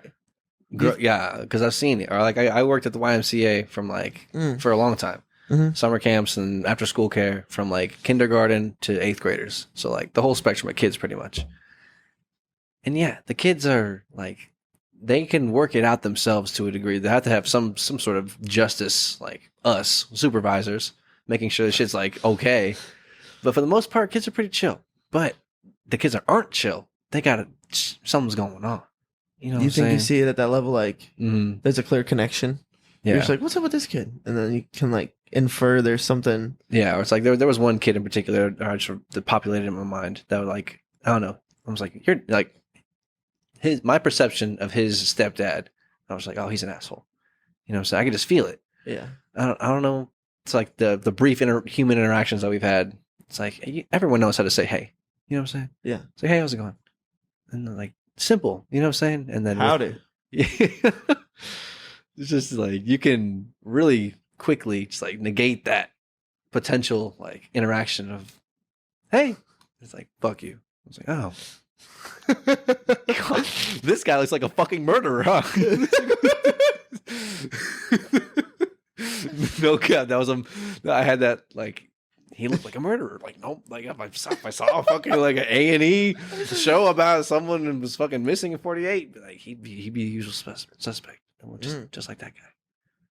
But I could have been projecting that onto him. Either way, he was kind of a dick. Yeah. And I could just see. I was like, oh man, yeah. And his son. Does he owe you any obligation to politely say hey? I'm not gonna lie. At gym, there's been times where I have to fight the urge to not be like fuck off, bruh, when someone wants to say what's up to me. Well, in the gym, it's like you're doing something, but like you have to talk to me. Like you're here to pick up your kid. Like, could you just sign the form? Like, okay, yeah, it's different. You know what I'm saying? It's different. It's like there's like we have to interact. You know what I'm saying? It's like you're here to pick up who? Okay, got it. In the virtual world, he owes nobody. Yes. Any not fuck yous. Yeah. But does he owe you a nice greeting? He owes me a not fuck you. It's true. At least I'll take neutral. I'll take a hey. Yeah, you're not asking a lot. Oh, that's it. That's it. That's all I wanted. Not even just like the actual word or the dialogue of a hey, but the energy behind it. Just like a match. It's like words. Words. You know what I'm saying? Just give me that. But just like the way people words. Antisocial behavior. Words. Oh, words. It's just like whatever inflection they put behind it, it's just you can feel it. You can fucking feel it. Oh, words. Words, right? Words? Oh, words. Words, bro. Fucking words. Words. Words. Words, bro. Words. Words. Words. That's crazy. That's what's up. Yeah, that's crazy, bro. Right. Is that, yeah. It's just fucking a different. They say like 80% of communications is like nonverbal, Yeah. not the words you say. Mm-hmm. It's like how you say it. The tonality, the implications, the body language, the posture. And when you're a kid, the way people talk to you, like you remember there's like a mean old lady. It's like kind of scary. Yeah. It's like we don't like that. We're like don't want to talk to her. You know what I'm saying? She's a jerk. Mm-hmm. Like it's crazy it has a big impact. As an adult, I can kind of like look past one interaction, right? But at the same time, like I'm also weighing out how much do I owe anybody in a social interaction. We're pretty close to a digital, physical world, you know, where you're like cancel on someone not interested. Yeah, that was it. It's like this person is limited their amount of communication with the people who are not in their friends list. Right, but it's just you. Yeah, at the gym. Yeah. It's like trying to say hi or interact, and it's just like nope. Yeah, but I'm thinking about all that. But Black Mirror shit, y'all. As a kid, though, you know that shit's impactful. The way that people talk to you and someone's attitude and energy, it's like that's all we really got. Like our communication with each other. If we're just gonna be cooperative people, you know, which is what we should aim to be. Yeah, we're all trying to get shit done here. We're all trying to get shit done. Right. That's it. Right. With as little conflict and friction as possible. Keep it gelling. Keep it smoothing. Keep it smooth, Duke. Keep it smooth, dude. Yeah. But so yeah, I do think that there's like anxiety, stress, and trauma. Yeah, we were talking about that. I was weighing out that I couldn't tell if I wanted to strongman my own position in this argument. Like I could defeat my own point and say like do both. Okay, yeah. Let's go. This is some samurai shit. To first defeat my own point is like, let's say that the 10 kids with 10 families and all 10 family lives are doing great. Awesome. Now these 10 kids are going to their daycare. Okay. And they're basically carrying out a small community. Yes, 100%. Right? They have to fucking coexist, commingle, cooperate. Right. And then in that pool of things, do you think that one of those natural personality types playing that natural set of games might begin to develop malevolence in their own heart based on the outcome of the games? Or the way they're played, how they feel during them, how other people make them feel during them, whether or not let's say there's 0 antagonizers, but we're going to get to our first antagonizer. Okay. Could that naturally occur? Yeah, right. I guess that's the argument behind nature versus nurture, or... Oh, yeah. Right. It's like sometimes it's just... Like, let's say the nurture is fine across the board. Yeah. But let's say that losing a game is a traumatic. Like, it shouldn't be. There should be coping mechanisms to, like, be okay with losing, right? But perhaps that's Kane. He just lost the game. He was pissed. He raged. Mm. He fucking rage quit to the highest degree. I thought you were going to let that sit. I was like, oh, I thought that was funny. Bro, I guess, yeah, what are we talking about here? So let's assume that the community of children, their households are all Gucci. The community that they're playing in is being supervised. I guess I would ideally. I guess that supervision is, let's say, is perfect as well. But again, yeah, would it naturally arise? Because if they're going to lose a game, or something traumatic is going to happen, or an argument's going to come up, or someone's going to steal their toy, or whatever the fuck's going to happen, that's going to happen. Maybe a kid pulls a chair out non-malevolently. Yeah. Okay. Plays a prank. It's like, how does someone take the prank? You know, are they going to get furious or embarrassed or? Yeah, maybe there's just a couple personality types they could be born into, or like that would respond. They all respond to a situation, the same situation, slightly differently. Yeah. So maybe the nurturing at home would be like, let's say like kid A is losing the set of games consistently. So then the parents at home are able to maybe help them to cope with that in a healthy way and not get upset. And then the people that are providing the structure are realizes that this isn't a game that he wins at, but they can play a different set of games that he would be like better than the other kids at, and they can like teach them that there's times where like sometimes you're good at something and sometimes you're not good at something. So that would maybe help them be more cooperative. So maybe over time there's a way to like work through the negative feelings associated with playing a set of games through good nurturing and good support, but just natural negative emotions occurring during that time. Yeah. Pretty much every movie I've ever seen says that like somebody gets pissed off. At some point, like Cain kills Abel. You know what I'm saying? Like peace dies out of like some kind of, usually it's like somebody's neglected or somebody wants to make fun of somebody, or like it just can play out. It can spiral out of control very quickly. Man, Utopia is not a thing. Yeah, it can't be. It never is. I'm just trying to think about like how much of a blank slate do we have? Do we have any amount of a blank slate? I think maybe in some aspects we might, but would that negate the idea that we have like personalities or like differing predispositions? You know what I'm saying? Because like the 5 traits of personality have been like pretty well established, and then like those 5 traits are more or less like a spectrum or a scale that you could go lean heavy right or lean heavy left, and so I guess those things do exist, and we all do fall somewhere on those spectrums of how agreeable are you, how social are you, how empathetic are you, how like prone to anxiety are you, and those kind of things. Like those things do exist. So there is no like blank slate really, right? I guess all these kids do like have like we all have our fucking stats. So we all have our pre-base stats. Yeah. I mean, maybe I don't know what the fuck's going on with that. I don't know. Sometimes I think you only get 20 stat points in a thing that would require 40 stat points to maximize all the stats. So you, even if you're yourself, like you design it like a D&D character, and you just apply like, let me do like 7 here, and that means I'm only gonna have 3 for this, but I'd rather have this than that if I'm gonna have something that I'm good at.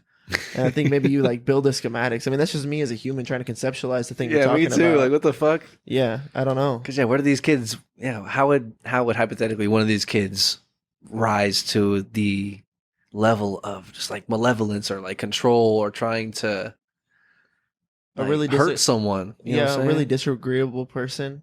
Who's high in anxiety, right? Then they get into high in social, so they want to be liked. Right, you could design the perfect neurotic kid. Yeah. And then have the straw that breaks the camel's back of their chill, and then have it happen to like a vulnerable person. So then maybe like it's like an outlet. Then that creates a disrupt, right? Like this kid's gonna be, maybe someone wants to defend that person, and now this person is the kid receiving the like verbal abuse or the physical abuse from that person losing their chill. Or even just disagreeing with someone over time. If that's an agreeable person and you're constantly disagreeing with them, it's like going to create negative emotion. And then how do you make sure that the negative emotion never boils over, that it's all perfectly coped with in children? It's like, I don't think that's why they say there's no utopia. It's like, it's not possible. Yeah. Yeah, I don't know. It's crazy. Because I guess thinking about, are we like animals? How animals are different from each other? And they have different strengths and weaknesses and body types and whatever the fuck, roles in society, roles in the animal kingdom. Are some things just made to be eaten? It's like, fuck. That was a big jump. I just feel all of a sudden you're the Wolf of Wall Street over here. It's like, look, some people spend their whole entire year earning $100,000 and I take $20,000 in a phone call watch. Some people just get eaten. Like, jeez, bro. Some people are just made to be eaten.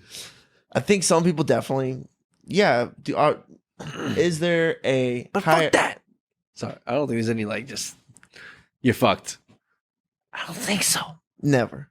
But maybe if there is, maybe it's because you fucked up in the past and you're Hitler, and now you come back and you're fucked. Just like doomed to a shit life. Shit life, kid. Oh, karma's playing out heavy right now for you. You're ugly as shit. Oh, you're fucked. That's Hitler's punishment. He's got like a blank slate. That's not it. That's not it. Okay. That's just the first. That's for starters. Okay. That's the appetizer of your shit existence, Hitler. Don't worry. Oh, jeez. Oh, jeez. Because I don't think anyone's just condemned to a shitty life. I don't want to believe that someone's in the metaphor of an animal kingdom. People aren't just like, that guy gets to be a lion and I'm a fucking like anal bead. No. The fuck is this? No. I think maybe we're all supposed to transcend personality, you know? Maybe we're all supposed to... Yeah, I have anxiety. Dude, I have anxiety, but I'm also like one of the most confident people I know. How can both things be true? You know what I'm saying? It's like I'm a person that transcends my natural limitations. Like I'm the thing that can become Yu-Gi-Oh! Not just a little Yu-Gi all the time. You know what I'm saying? Mm-hmm. But man, when I was talking about Zelda, it kind of like this new idea kind of popped in my head, and then this is making it click into place. I think there's something about you have to like be young Link. You have to be like young Link fighting Ganondorf, and young Link is someone who becomes old Link like that. Like they become mature, they become strong, and then they fight a demon that's way, he's gonna end the world. Is way stronger. You're just like a forest boy. It's like no business fighting this thing. It's the same story in like Yu-Gi-Oh! Is like this student. You know what I'm saying? No business fighting like the thing that makes gravity and time. Like these way upper echelon forces. But it's like I think there's something about like we're all just this thing that has no business. We're all supposed to be getting eaten. Like the thing is like some things just get ate. It's like we're all the thing that should just get ate potentially, but then we're also like able to transcend that and become the thing that could stop the world from ending. Yeah, maybe in the animal kingdom, because like how useful are we, or like where do we fall? Like we can't really be taken on without our like human capabilities, or without our like our mental capabilities. Yeah. Like I can't fight a bear. Oh fuck no! Hand to hand combat, we're getting fucked up by a lot of animals. Right. All the sea creatures are gonna fuck us up. Right. we can't fight that. They can't fight us over here. That's true. You'll ski down 7. You'll fucking ski down 7. Just punch an electric eel like just not that one. A jellyfish. Yeah, right. Oh fuck. Yeah, depends who's turf we're on with the sea animals. Okay, fair enough. Sea animals. We'll see what the home field advantage, bitch. You can't fathom what the curb stomp is. We gotta get the number 1 seed. We gotta get the number 1 seed against the sea creatures. If we don't play them at home, we're fucked. We're dead, dude. But yeah, if we fought a whole all the big cats would fuck us up. Bears would fuck us up. A lot of the like hyenas and big dogs would fuck us up. Dogs could fuck us up. German shepherds. Yeah. They fuck you up. Yeah. Wolves. I'm sure there's stories. I'm sure there's stories of the motherfuckers back in the day who would kill a lion or kill a fucking wolf and then wear its pelt back to the fucking village. Yeah. That's him. That's Timothy. That's him. Kiss him. That's him. That's crazy to think about. But that's a lot of like man-maker tests in mythology throughout time. Yeah, right. Wasn't that like in Beowulf or in like the fucking I think it's 300 as well or some shit? Probably. And in Hercules. Okay, yeah. And in Vikings, Bjorn goes out into the wilderness and kills a bear with his bare hands. Fuck. Comes back and wears the fucking polar bear's pelt, and he's just like a man after that. A polar bear? Yeah. That's gangster. Thuggin'. Those are the most motherfucking crazy bears. He just fucking in the snow, just fucking kills that thing. It's fucking hard. That's crazy. Fucking hard. He punches it? No, he gets into it to like death? Another thing. Well, he ends up just stabbing it. Like it goes to attack him, and he's like getting in there, and he like looks like he might die for a second, and then he just like. Okay, it's fire. I thought he was going bare hands. Motherfucking down! You don't ski. Don't 70. Fucking. If you were gonna kill a polar bear with your bare hands, how would you go about it? You gotta choke him out. You're gonna choke out the bear. You gotta try.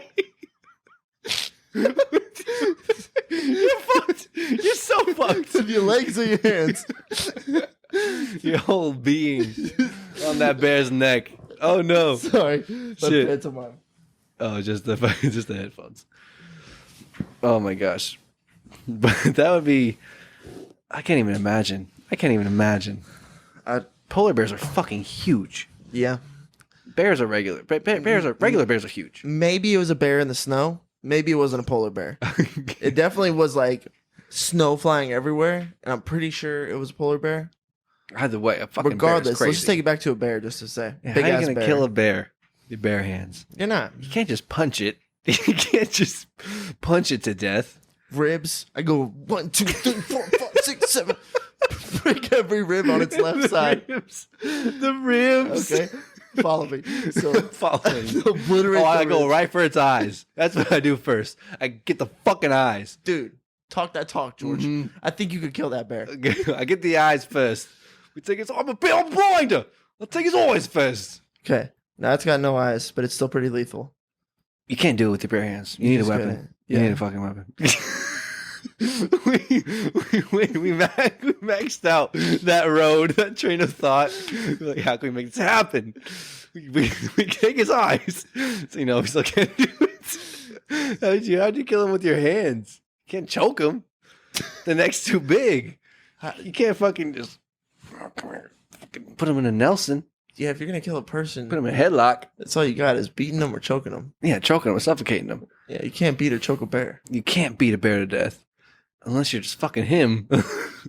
Just like 30. I think there's a movie about this actually. You just really, Yeah. you just have like crazy fucking mitts. You're just a specimen. You have to be a specimen and have like huge fucking hands and a lot of power. And you got to go like 10 hours. You gotta like just destroy that bear, bro. Take its eyes. A lot of punches and kicks to the fucking head. It's gonna run away, I think, before you kill it. Yeah, right. It might freak the fuck out. Ugh. Maybe if you fucking a couple knockout punches to the temple Right to of the this nose. blind bear, Right yeah, in the fucking nose. shatter that break thing. its nose. dude, that's it. Break its nose right into its brain. That's your one shot. That's it. Oh! You got one punch. Hit a home run. Mm-hmm. You might have a few chances if it's blind. Yeah. Because I'm moving his head too much. That's the only shot, kid. That's your only shot with your bare hands. Otherwise, you need to. Right next to those teeth. Watch out. Don't miss. And those claws. You gotta get in. You're gonna get in striking distance to land that punch. You're gonna have to take a step inside, and that's gonna be a scary step inside. And then just boom, and then right back out. Right back out. Hopefully. Because it's going to.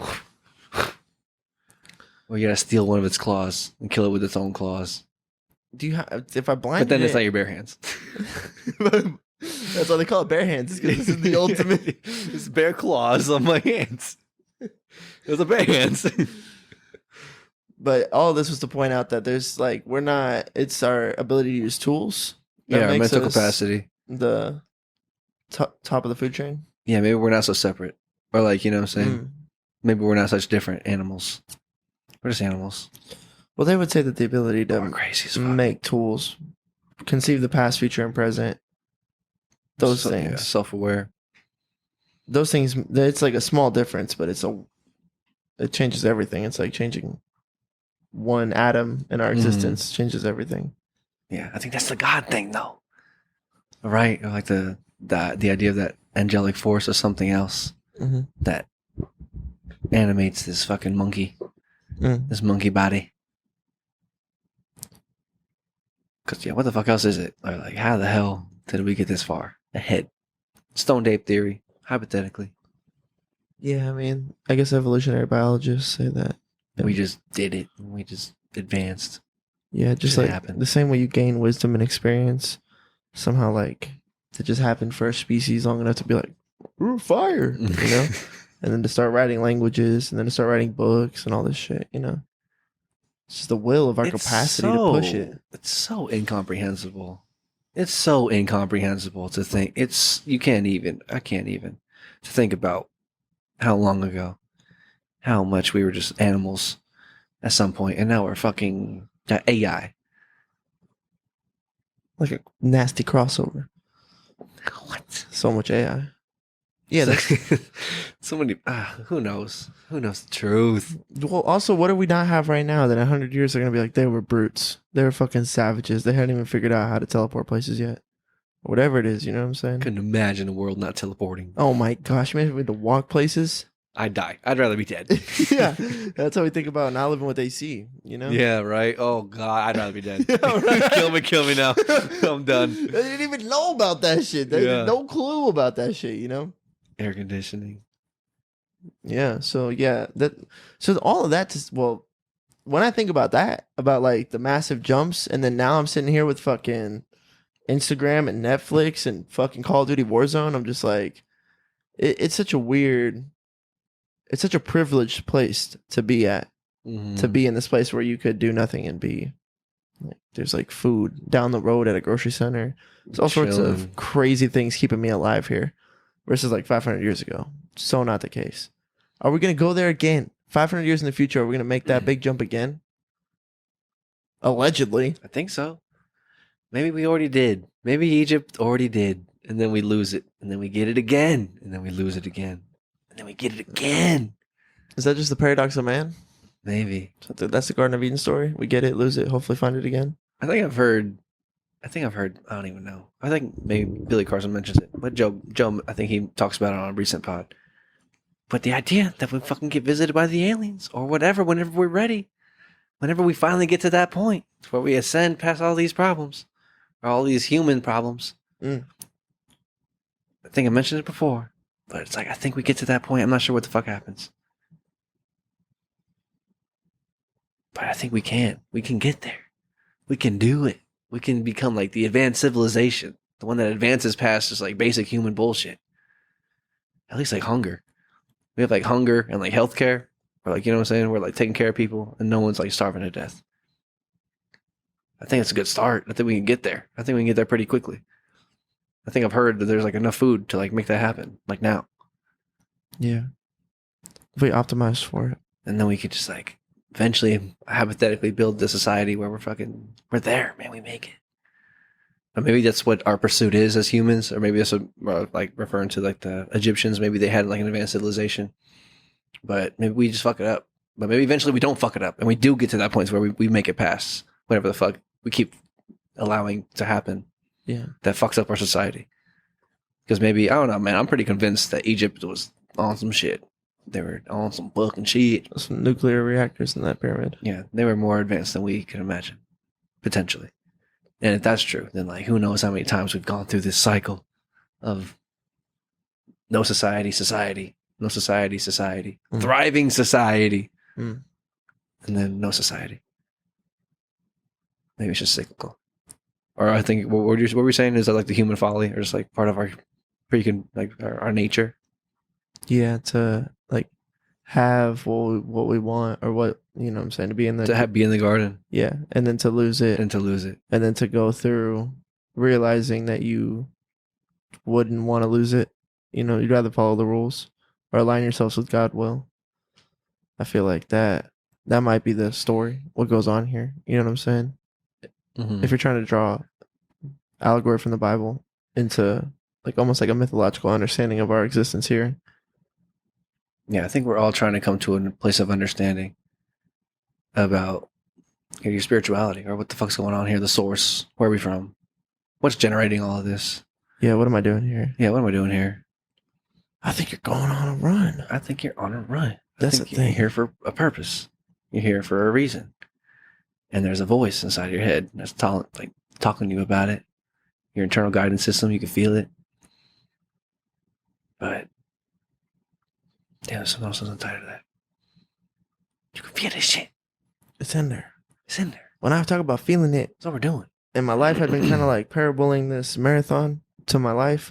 Oh, this feels like that, and this feels like this, and this feels like that. Like, I felt like maybe 3 or 4 months ago, I felt like what it felt like when I was like on mile 20. When I was just like, God damn, 6 more miles is ass. And when I got to mile 23, and that lady's like, you're at the end. Like, this is pretty much it. And I was able to like garner more strength. And then now, like legitimately now, I was thinking about it today. I was like, this just feels like the end. Like, I'm just like still running, sure.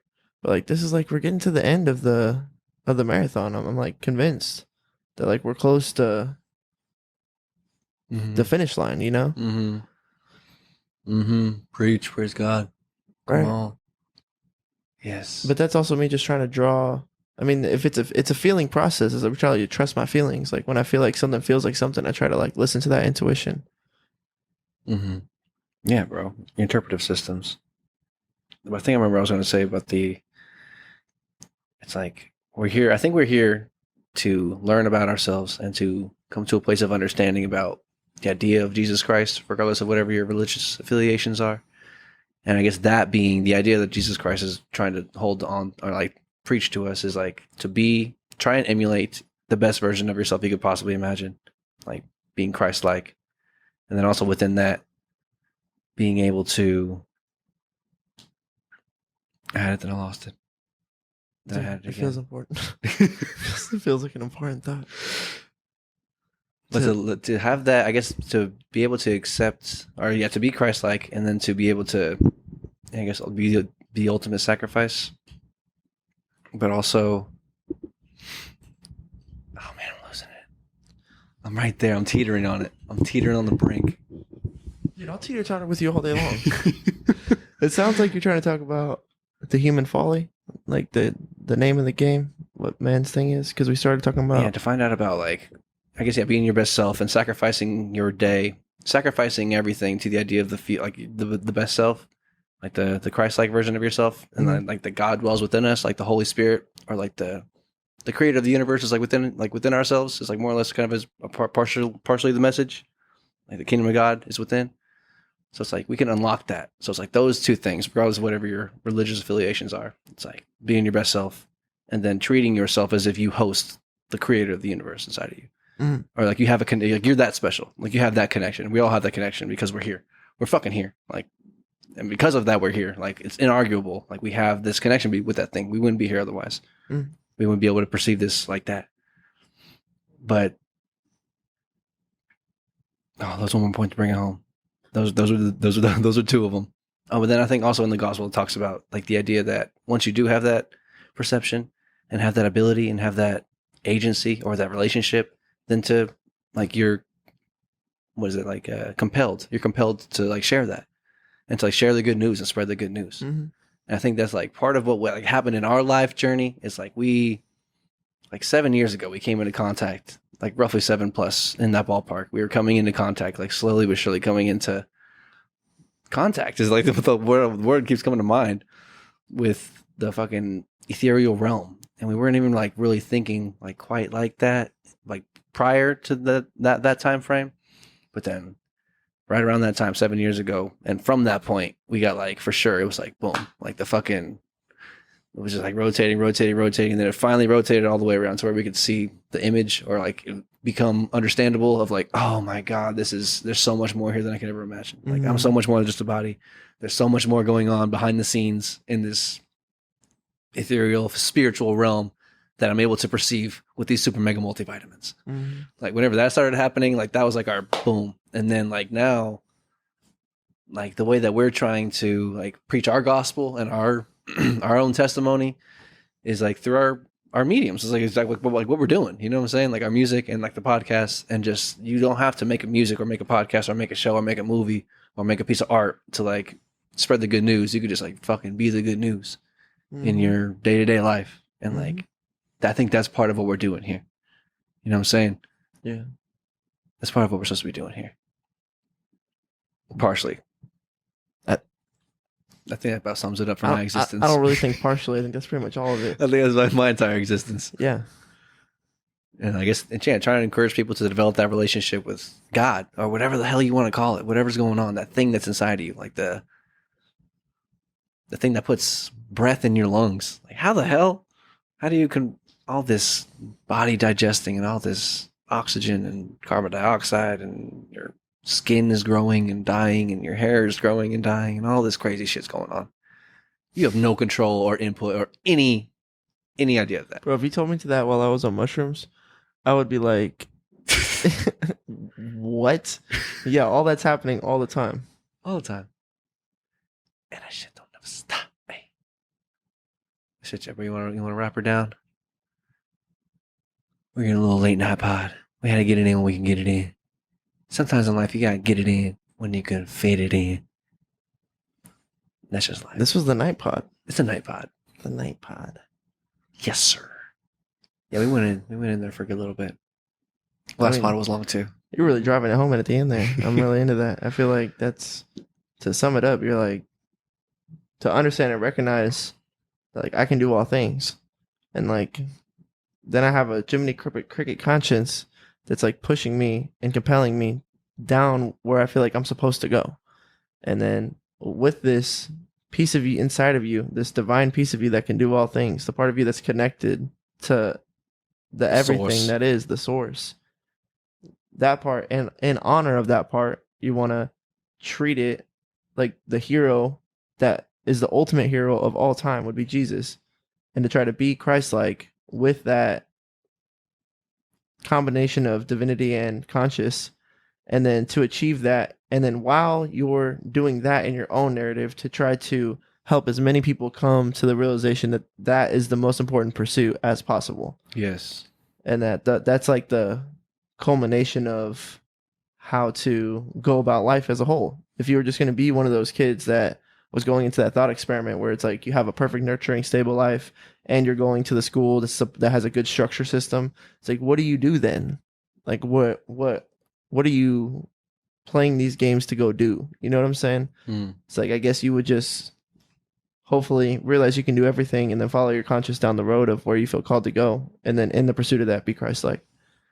That's the name of the game. I think that's a fair outline for what anybody should be trying to do here. I think that might be what's going on here. Why not just margaritas on the beach forever? It's like, that's pretty much like the other argument. It's like, if you're not going to do margaritas on the beach forever, you might as well do something maximally worthwhile. The most worthwhile thing you could possibly imagine. To be your truest self, to watch the stars align, I think, that's just, it's the same thing though as being in the Garden of Eden, right? Because like things are like perfect. Just like if your life was perfect, everything played out perfectly. And there's just like the misalignment with God's will that creates like folly in that process.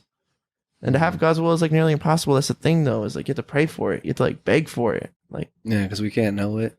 We can't know it fully. And it's so hard just to do what you're supposed to do in the first place. Oh God, yeah. Yeah. Even by your own definition. Yeah. So like your will is like automatically not at God's will off rip. But I think God's will and your will is like not that far apart for what your day would currently look like. It's just like being up when you're supposed to be up and fucking not distracting yourself before you get your day started. Committing to things that you legitimately deem worthwhile and then putting in good effort towards them. Yeah. On a handling those responsibilities up like to the utmost. So well defined. That's it. So well defined. So yeah. That's it. That's a lot. What do we talk about today? Jeez. I don't even know. Really drove it. That was money. We're talking about God. We're talking about marathons. Life's a marathon. Keep going. You can't stop. Gotta keep going. Got to keep going. Hopefully we can be that espresso to encourage you to keep going. Shia LaBeouf. Do it. Just do it. Do it. Right now. Right now you can decide. I'm also talking to myself. Just do it. Just fucking do it, bro. Close the Call of Duty, bro. What are you doing, brother? That's gonna hit. Later, yeah, I'm gonna slap myself in the face. Like, fuck, man. What are you doing? It's rhythmic, too. Things will exponentially get better for you. Beyond your wildest dreams. Just get the ball rolling. Just roll that fucking ball. Snowball, baby. I love you. Snowball, what's up, y'all? Snowball Squad. Like, comment, subscribe, share. Tell a friend. Be a friend. Love y'all. Rolling through the city to the light show. Really ain't no telling where we might go. I just flipped the switch, I'm in my